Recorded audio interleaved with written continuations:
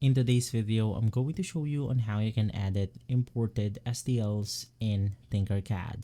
So I have a blank design right here, and to import your STL, you can navigate through your design, and above our screen, we then have the import button. So just click on it, look for your STL file. In my case, I have this one, and then you can adjust this to whatever you want to. For example, you have your units, scale, and dimensions. You want to scale this depending on the size of your design, and we also have dimensions. So in here, I'm just going to import my STL,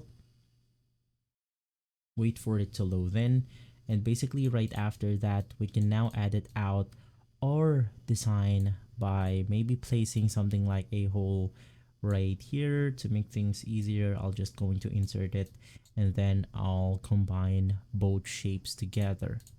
This will now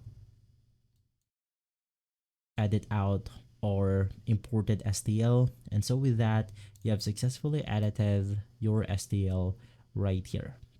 If this video has been helpful, leave a like, subscribe, and follow Guide to Everything for more videos like this.